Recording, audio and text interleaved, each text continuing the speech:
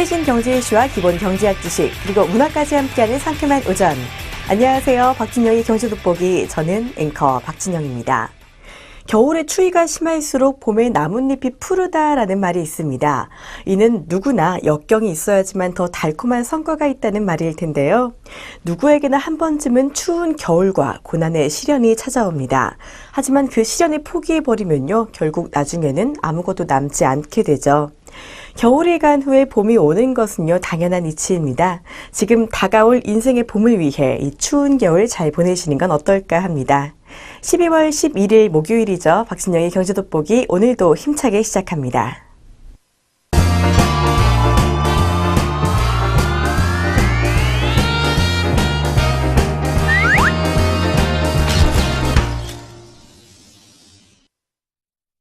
최신 경제 이슈를 빠르고 깊게 들여다보는 시간 동양돋보기입니다. 오늘은 이 스포츠 쪽의 동향에 대해 알아볼까 하는데요. 마무리된 프로야구 FA 시장에 대해 살펴보겠습니다. 이 올해 인플레이션을 걱정할 정도로 논란이 됐던 한국 프로야구 FA 시장이 4명의 선수가 미아로 남으며 사실상 마무리되었다고 합니다.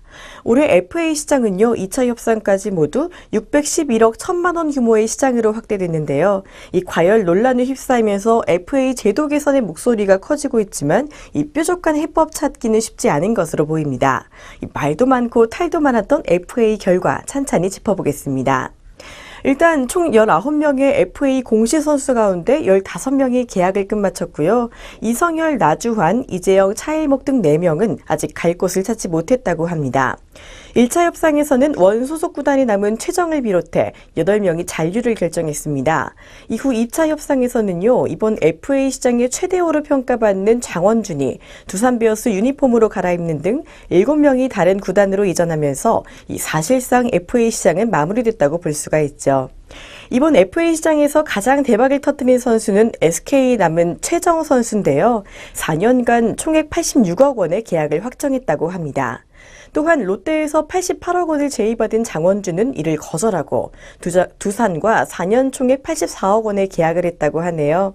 이 장원준의 84억 원은 역대 FA 투수 사상 최고액이라고 합니다.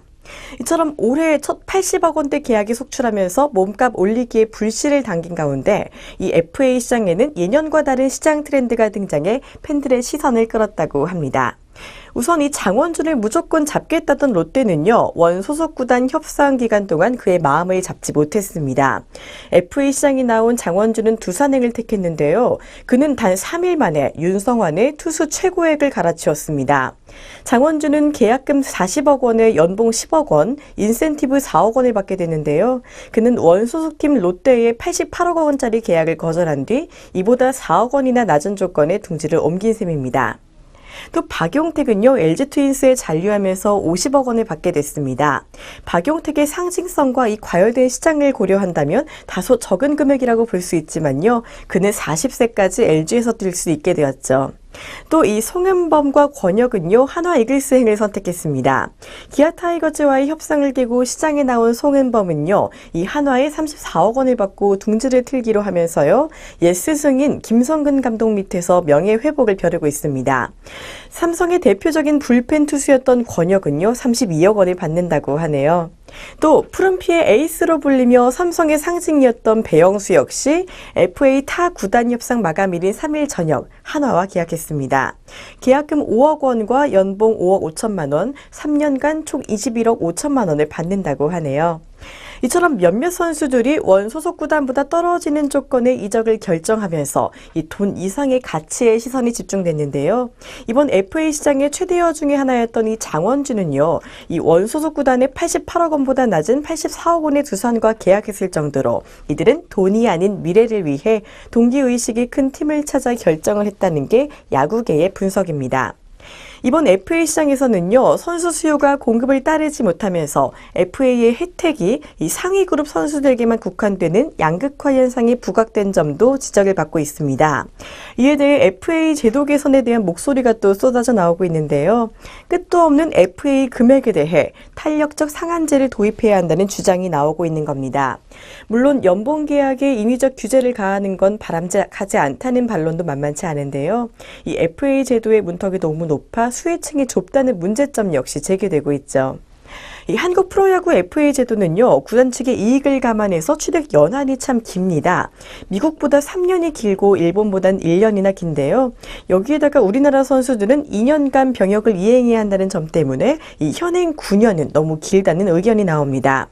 더욱이 이 7년이라는 긴 취득 연한 때문에 FA가 선수들에게 단 한 번밖에 없는 기회로 작용하면서요, 더 많은 액수를 기대하고 요구해서 폭등이란 결과를 만드는 데 한몫하고 있다고 볼 수 있습니다.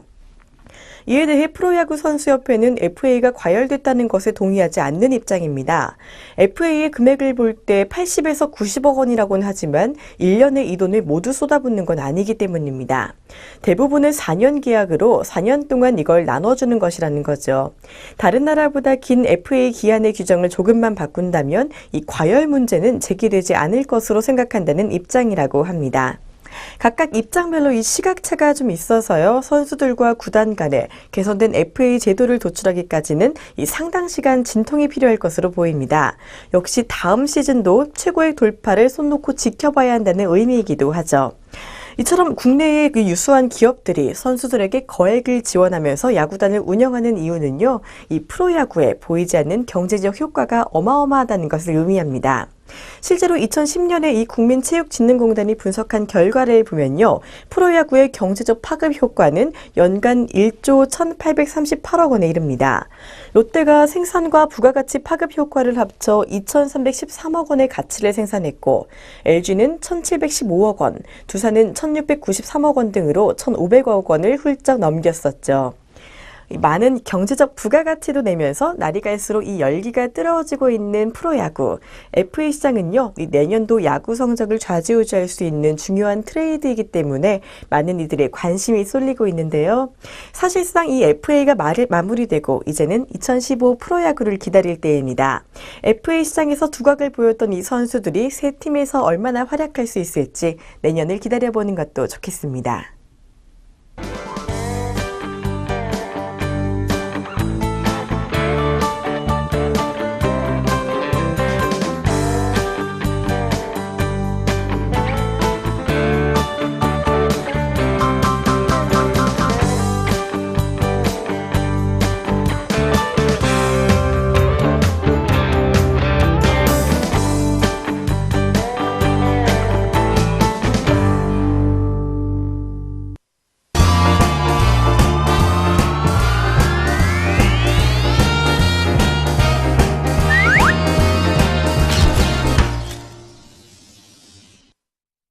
아리송한 단어 확실하게 잡아가는 시간, 용어 돋보기입니다. 오늘은 퍼플 칼라에 대해 살펴보도록 하겠습니다.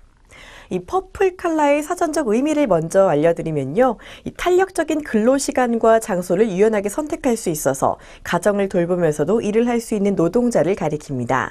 이런 노동자를 이르는 말이요, 다른 색깔도 아닌 하필 보라색, 퍼플 컬러인 이유는요, 여성과 가정을 상징하는 빨간색 레드와 일과 남성을 상징하는 파란색, 블루의 혼합색이기 때문입니다. 사무직을 뜻하는 화이트 컬러와 생산 근로자를 말하는 블루 컬러 같이 직업군을 분류하는 것에 착안해서 이 백희영 전 여성부 장관이 처음 용어를 사용했다고 하네요. 이런 형태의 일자리를 일컬어서요, 퍼플 잡이라고 부르기도 합니다. 오늘날 많은 직장인의 상당수가 돈이라는 가치보다 삶의 질을 중요하게 여기게 되면서 나타난 직군이라 볼 수 있는데요. 하루 대부분을 노동에 쏟지 않고도 자신의 능력만큼 적정한 소득을 얻으면서 일을 할 수 있는 것이 특징입니다. 시차 출퇴근제, 근무시간 선택제, 재택근무 등 이 근무시간을 탄력적으로 활용할 수 있는 제도들을 아울러 말할 수 있겠네요. 이렇게 퍼플 컬러가 주목받게 된 배경에는요, 일보다는 자신의 삶의 질을 높이는 문화가 사회에 점점 자리 잡고 있기 때문입니다. 또한 이번 정부의 목표인 고용률 70% 달성과도 관련이 있죠. 한국의 고학력화가 이루어지면서 여성의 사회 진출은 이제 우리나라 성장 동력의 큰 축을 담당하는 부분입니다. 그러나 아직 한국의 정서상 자녀를 출산하면서 여성들은 자연스럽게 직장에서 멀어질 수밖에 없는데요. 임신과 출산, 육아의 문제 때문에 경력 단절 현상이 일어나고 그 결과 능력 있는 인재들이 빛을 보지 못하게 되는 것이 국가적으로 큰 손실이 아닐 수가 없습니다. 이런 문제를 해결하고자 하는 방안으로서 일자리 나누기, 시간제 근로자 등을 정부에서 적극 추진하려고 하고 있죠. 지난 2003년부터 정부는요, 이 네덜란드와 같은 시간제 근로자에 대해 주장해 왔습니다. 그러나 이 현실적인 실행 가능성 때문에 사회적으로 외면받아 왔는데요. 하지만 최근 이 공무원에서부터 시간제 근로자라는 개념을 도입한다고 정부에서 발표하면서부터요, 새로운 근로 형태에 대한 관심이 많아져 퍼플 칼라가 다시금 사회적으로 주목을 받기 시작한 것입니다. 네덜란드에서는요, 이미 이 시간제 근로자에 대한 문화가 제도적으로 그리고 사회 문화적으로 깊게 뿌리 박혀 있습니다. 네덜란드는 전체 일자리의 고용 비율 중 37% 정도로 시간제 근로자가 높은 비중을 차지하고 있죠. 이는 과거 경기가 어려웠던 시기에 1982년 바세나르 협약으로 고용의 유연성과 근로자의 처우를 개선하기로 한 것에서 시작됐는데요. 노조와 회사가 합의를 통해 노동시간을 줄이면서 일자리를 늘리기 위해 시간제 일자리를 늘렸기 때문이라고 합니다. 그렇다면 이 시간제 근로에 대한 현실적인 한국의 모습은 어떨까요? 우선 이 기업의 입장에서는요, 노동의 유연화로 인해 보다 쉽게 근로자를 고용할 수 있고 능력 있는 인적 자원을 활용할 수 있다는 장점이 있지만요, 동일한 임금의 지급과 복지 혜택 등 부가적인 비용을 부담스러워하는 부분이 발생하게 되어 부담스럽게 느껴지게 될 수 있습니다. 근로자 또한 자신이 원하는 시간대에 일을 하며 수입을 유지할 수 있고 경력 단절 현상도 개선될 수 있다는 장점이 있지만요. 현실적으로는 주로 제조업과 같은 단순 노동 형태의 일자리를 구할 수 있을 뿐 자신이 원하는 직군에서 활동하기란 쉽지 않다는 문제가 있습니다. 그리고 높은 사교육비와 생활비 등 이렇게 맞벌이를 하면서도 빠듯하게 살아가는 서민들의 생활에 비해서 이 시간제 일자리의 급여가 별로 높지 않아서요. 결국에는 더 많은 노동을 다시금 찾을 수밖에 없는 상황이 발생하게 되는 거죠. 현실적인 문제 그리고 보완해야 할 점이 많아서요. 우리도 이제 해외와 같은 제도적인 장치들을 마련 중이라고는 하지만요. 이러한 문화에 대한 사회적인 환경과 인식이 없이는 가까운 시간 내에 이렇게 시간제 근로가 정착되기란 좀 어려워 보입니다. 시간제 근로 문화가 정착되기 위해서는요, 일단 네덜란드와 같이 동일 노동 가치에 대한 동일 임금을 제공하거나 승진에 있어 이 승진 쿼터제를 두는 등 정규직과 시간제 근로자의 인사상 불이익을 최소화할 수 있는 여러 제도가 마련되어야 합니다. 또한 이 시간제 근로자라고 하면 보통 아르바이트와 같은 파트타이머를 생각할 수 있는데요.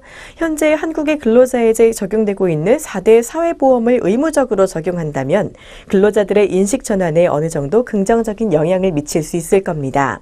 그리고 기본적으로 열악한 근무 환경에 대한 개선과 사회적 기반들이 선행되어 다져진다면요. 보다 이른 시기에 시간제 근로자와 같은 근로 문화가 정착될 수 있을 겁니다. 퍼플 컬러, 퍼플 잡과 같은 개념은요, 이렇듯 가정과 일 둘 중 하나를 포기하지 않고서도 조화롭게 다뤄갈 수 있도록 배려하는 사회적인 개념입니다. 문화의 진화로 인해서 또 미래 사회로 갈수록 이런 문화가 더 확산될 것으로 기대가 되는데요. 이렇게 시간제 근로가 잘 정착된다면요, 일자리 나누기가 가능해져 이 고용률을 제고시킬 수 있고 경력 단절 등의 문제로 임신과 육아 문제들의 소극적인 현상 역시 개선할 수 있을 것으로 기대가 됩니다. 더불어 능력 있는 인력의 손실을 막을 수 있고 직원 만족도가 높아져서요. 일과 서비스 자체의 질이 좋아지면서 기업의 이미지 역시 좋아질 수 있고 나아가 기업의 생산성 향상에도 좋은 영향을 줄 수 있다고 합니다. 아직까지 이런 문화가 기업의 깊은 부분까지 뿌리내리기엔 무리가 좀 있을 수가 있지만요.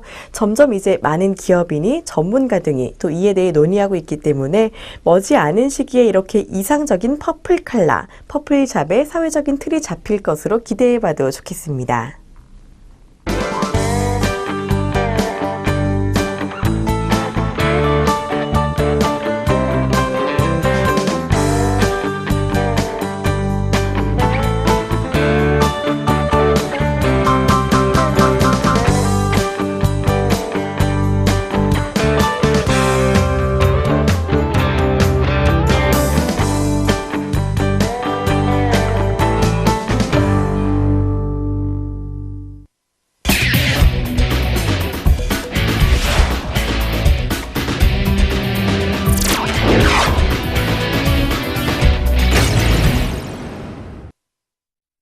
경제의 문화적 재미를 더하다 컬처 앤 이코노미입니다. 오늘은 가볼 만한 겨울 축제에 대해 소개해드리는 시간을 마련했습니다.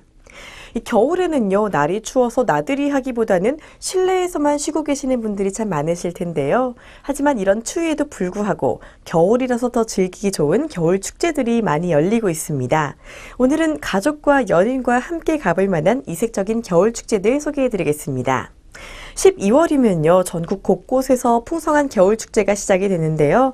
먼저 온 가족과 함께 가기 좋은 겨울 축제로는 단연 이 겨울철에 빙어잡이 축제를 들 수 있습니다.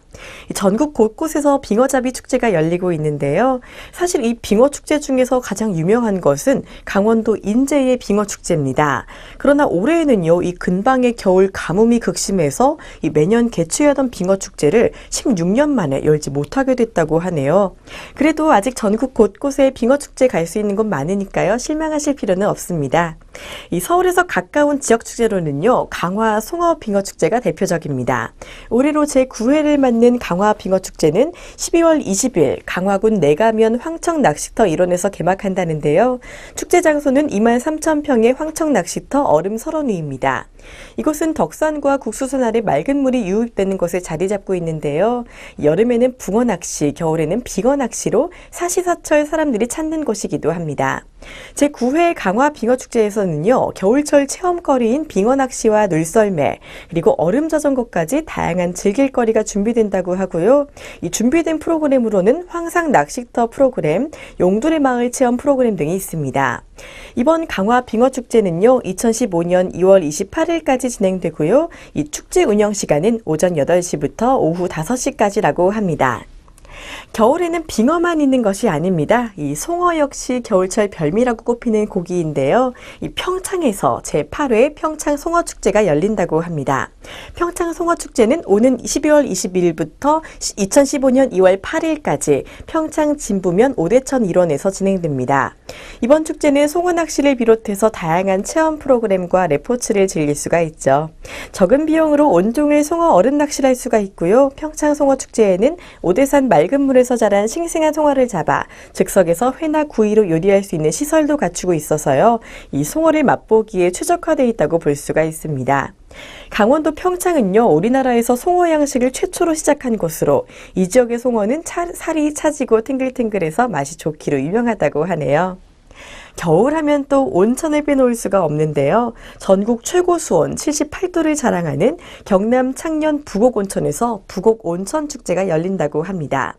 올해 제21회를 맞이하는 부곡온천축제는요, 오는 12월 19일부터 3일간 열린다고 합니다.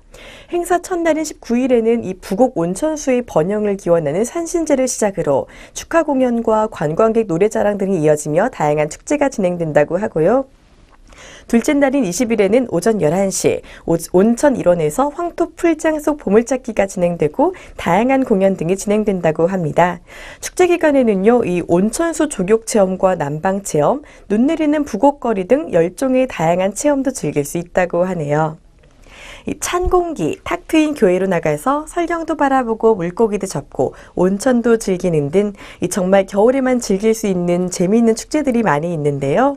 올 12월 춥다고 집에만 계시지 마시고요. 가끔은 겨울 바람 쐬러 다녀오시는 것도 좋겠습니다.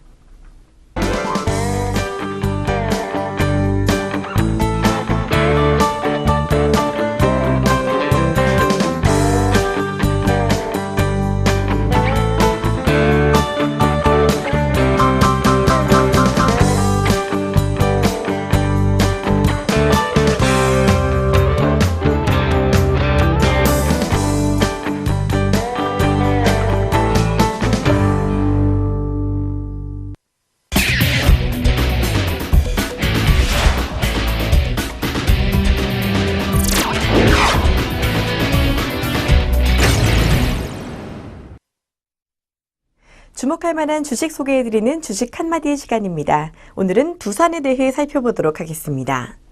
최근 한국기업평가가요, 이 두산중공업과 두산의 신용등급을 각각 A로 하향 조정해서 기업에 부담감을 주고 있다고 합니다. 이 두 회사의 신용등급은요, A 플러스 안정적에서 A 안정적으로 강등되었죠.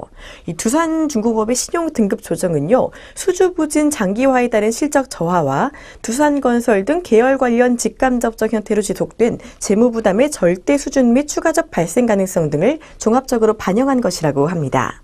한편 이 두산은요, 그룹의 지주회사며 이 중간 지주회사인 두산중공업의 지분 41.4%를 보유한 최대 주주입니다.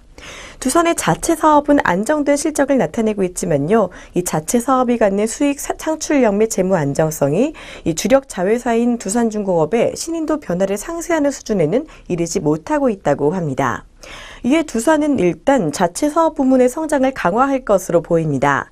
연료 전지 사업 편입으로 신성장 동력을 확보하겠다는 것이죠.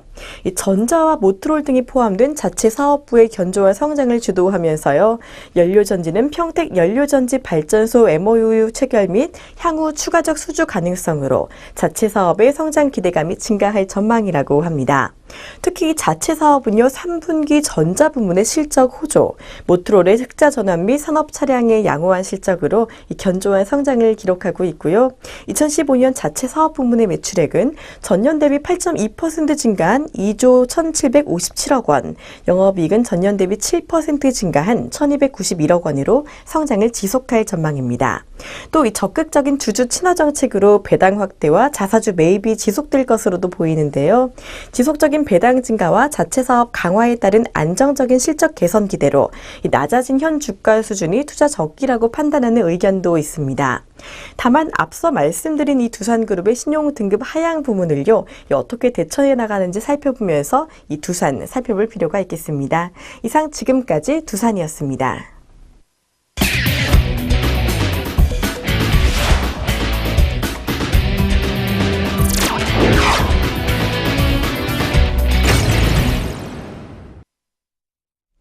경제적으로 사느라 지친 삶 가운데 쉼표가 되는 시간, 3분 문화학 충전입니다. 오늘은 현대시 한 편을 준비했습니다. 얼마 전 2014년 미당문학상 시상식이 열렸습니다. 이 미당문학상은요, 한국 현대시의 대가 미당 서정주 시인의 문학적 업적을 기리기 위해 제정된 상인데요, 올해로 14회를 맞았다고 합니다.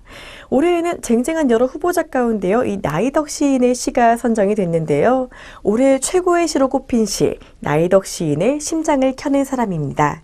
과연 어떤 시인지 먼저 시 전문을 낭독해드리도록 하겠습니다.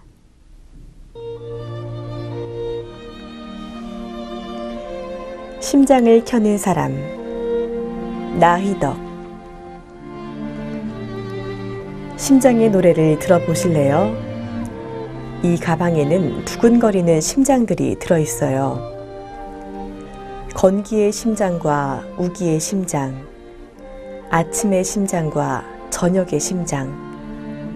두근거리는 것들은 다 노래가 되지요. 오늘도 강가에 앉아 심장을 퍼즐처럼 맞추고 있답니다. 동맥과 동맥을 연결하면 피가 돌듯 노래가 흘러나오기 시작하죠. 나는 심장을 켜는 사람. 심장을 다해 부른다는 게 어떤 것인지 알 수 없지만, 통증은 어디서 오는지 알 수 없지만, 심장이 벌떡일 때마다 달아나는 음들, 웅크린 조약돌들의 깨어남, 몸을 휘돌아 나가는 피와 강물, 걸음을 멈추는 구두들, 짤랑거리며 떨어지는 동전들, 사람들 사이로 천천히 지나가는 자전거 바퀴, 멀리서 들려오는 북소리와 기적소리.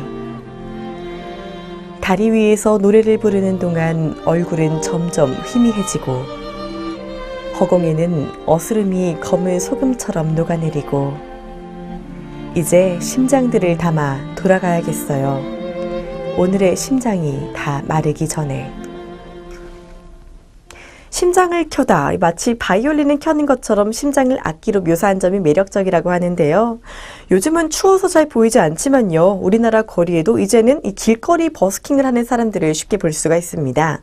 길거리 공연이라 누구 하나 제대로 듣는 사람이 없더라도요, 이 혼자서 자신의 영혼을 담아 노래를 하곤 하죠. 그야말로 이 모습이 심장을 켜는 모습이라고 볼 수 있습니다.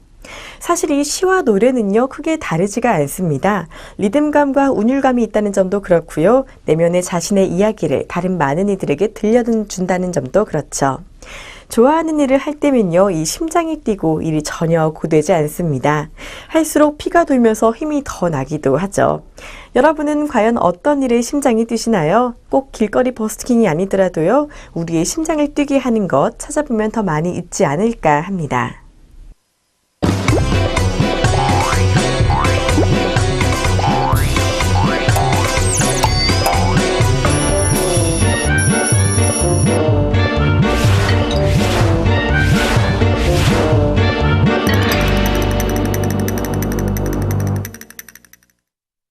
여러분은 요즘 어떤 기분으로 하루를 보내고 계신가요? 살다 보면 여러 가지 언짢은 일도 많지만요.